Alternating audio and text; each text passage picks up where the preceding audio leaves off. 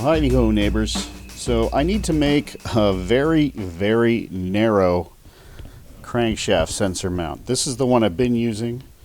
This is a metal stud that's attached to the timing cover. And this usually just slips on here with a couple of set screws.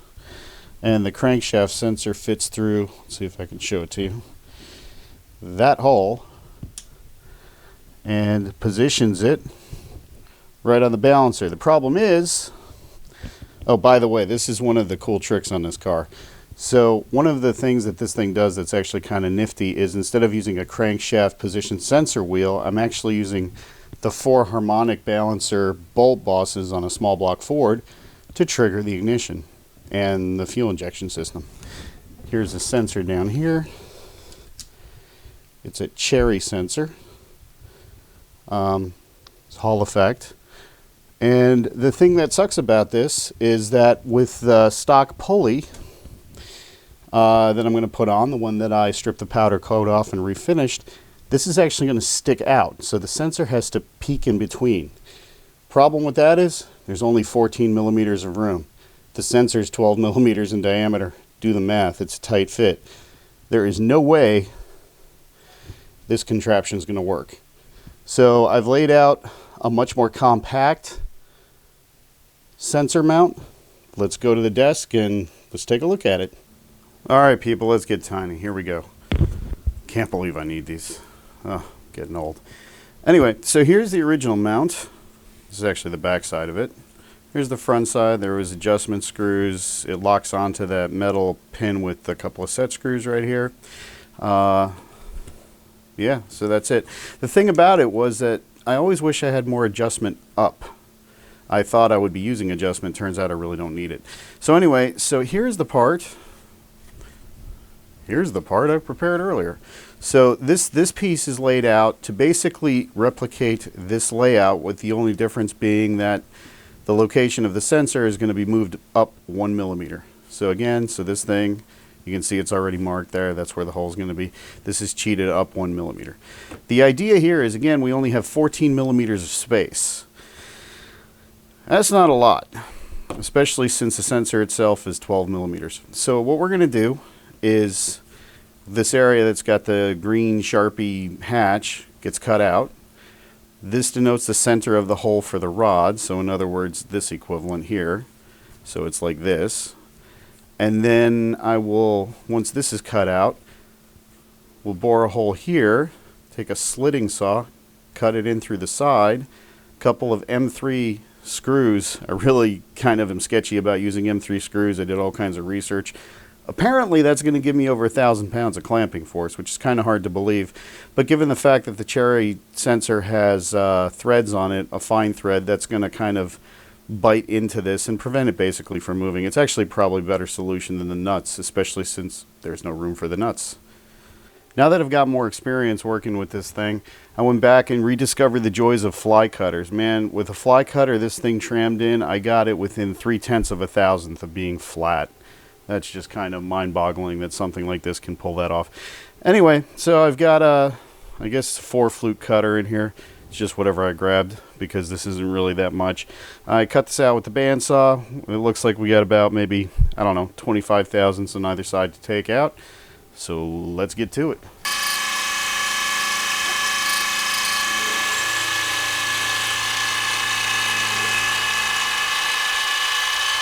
Go over just a little bit more.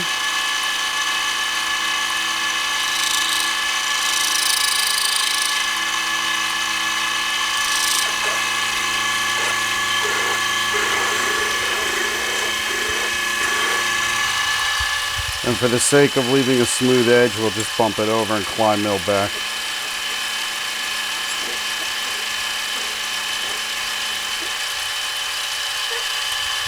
Alright, now let's just get rid of this last little nugget.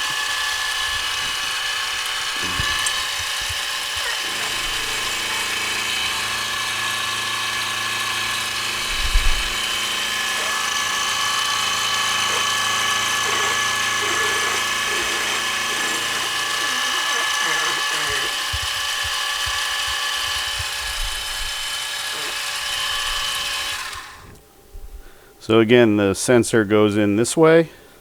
The mounting rod is here. We slit this.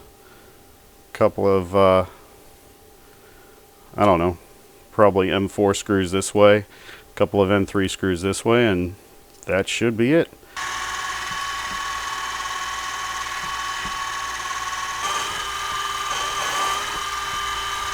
That bad boy is sharp. So why am I bothering to drill if I'm just going to use an end mill to go all the way through? Well, the answer is simple. Because end mills don't center cut particularly well. And the less chip load, the more you can keep stuff off on the edges here, the better it's going to cut. Like you just witnessed.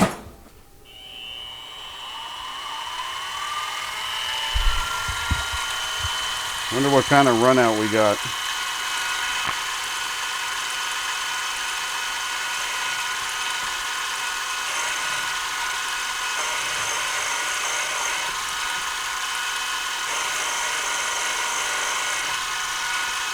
I figured about 2 millimeters of wall thickness left.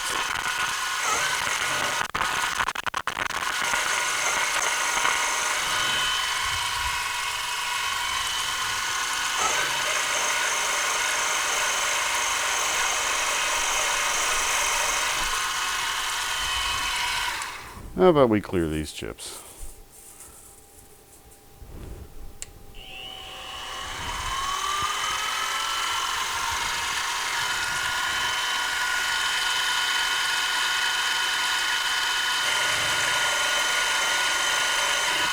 It's not a drill, so you don't want to go slamming into the bottom of the hole. Ask me how I know.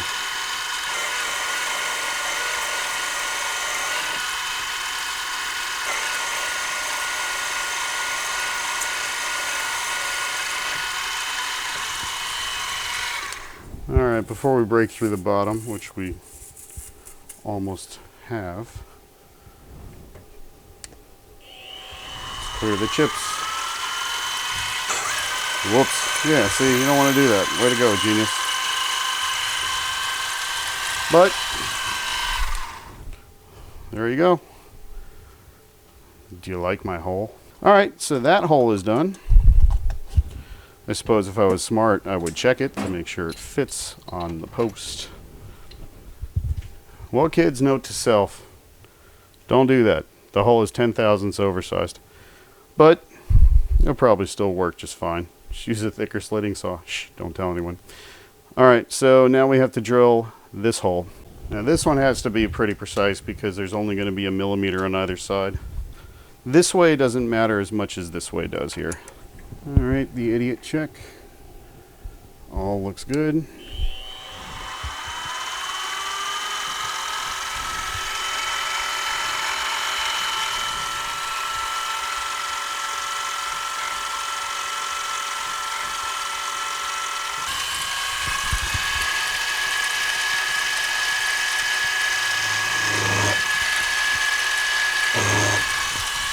Nope. Let's find the other one. That one shatters.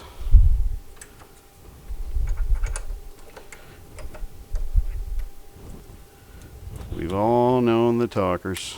I think this one is fairly new. That's probably why it's happier doing what it's not supposed to be doing. It hasn't learned yet. Man, that thing leaves an amazing finish.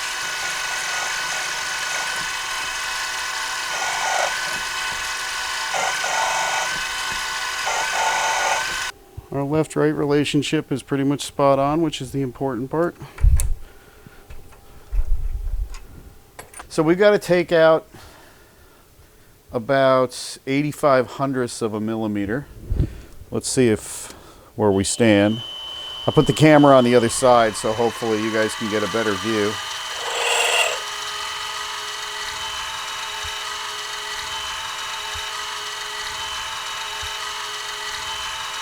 Alright, I wasn't going to do this, but not many people get a chance to see a slitting saw in action, so Here we go. I've already milled out and drilled the recesses for the screws.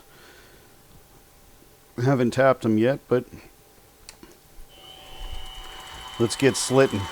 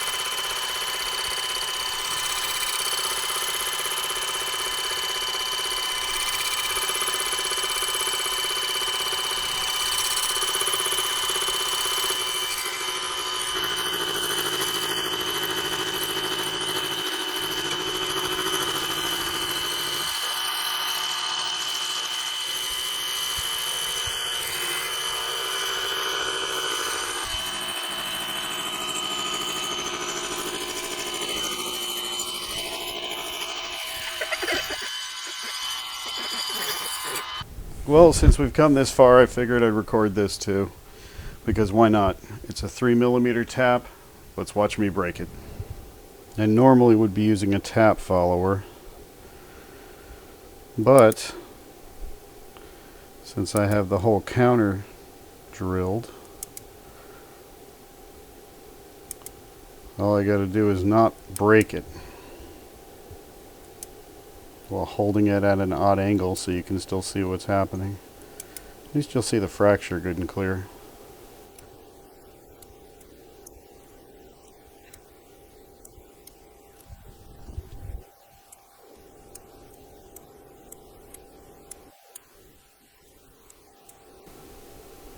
Let's go ahead and back it out a little bit.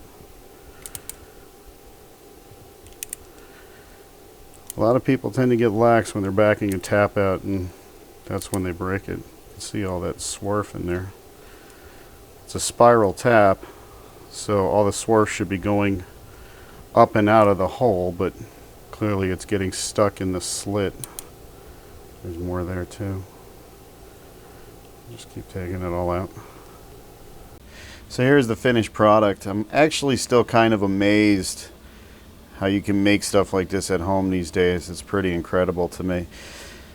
Yeah, I polished it. Why did I polish it? I don't know why I polished it. I polished it probably because it was the quickest way to put a halfway decent finish on it. I mean, you're looking at about 3 to 5 minutes worth of buffing wheel action. That's about it. You know, it's not a show quality shine by any stretch, but you know, it has its moments. Let's see if I can bounce some light. Yeah, it's pretty reflective, but whatever, it's just kind of there because it's gonna, you know, it's not gonna have any pores, so it's not gonna tend to collect dirt. I cut this radius here with just a router bit, just a router, you know, carbide roundover type of deal. You know, this is just simply because there didn't need to be stock there, and you know, the bolts and everything else. It turned out pretty decent. Let's go put it on. Looks pretty awesome, does the job, fits in the space, and remember guys, subscribe.